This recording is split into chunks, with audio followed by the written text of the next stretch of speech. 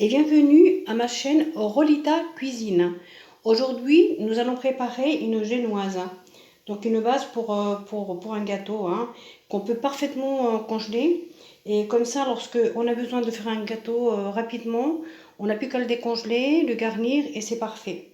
Alors pour ceci, il nous faut 4 œufs, 200 g de sucre en poudre, 200 g de farine, quelques gouttes de vanille, d'essence de vanille ou un petit sachet de sucre vanillé, à votre préférence, et un sachet de levure chimique.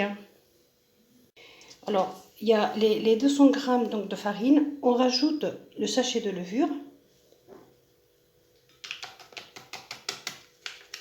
Et voilà. Et il faut bien mélanger, ça c'est important, pour que après la génoise soit bien uniforme. Sinon, voilà. On va bien mélanger.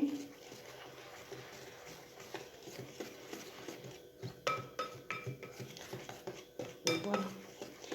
Ensuite, on va rajouter donc dans le batteur les 4 œufs avec le sucre. Et on va les faire battre. Enfin, moi je vais le faire battre parce que je vais le faire dans le batteur. Enfin, dans le robot. Je vais le mettre 6 minutes. Vous, je ne sais pas avec votre batteur ou si vous le faites avec un fouet, le temps que ça va prendre. Ce qui est important, c'est que ça double ou ça triple de volume. Je vais rajouter un petit peu quelques gouttes d'essence de vanille. Voilà. Et je vais préchauffer également le four, donc à 180.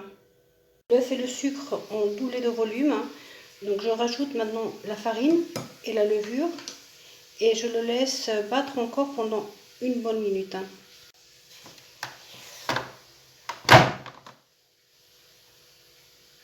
J'ai mis une feuille de cuisson donc au fond du moule. C'est pas obligé, Vous pouvez bien le beurrer et mettre un petit peu de farine pour ne pas que ça attache et puis c'est parfait. Voilà. Je vais mettre donc la pâte dans le moule.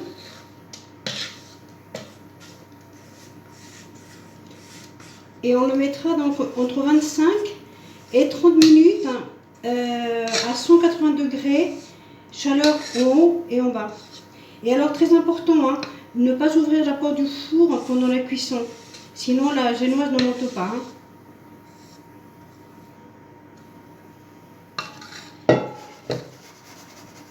Voilà. Et voilà notre génoise, je vais la retourner.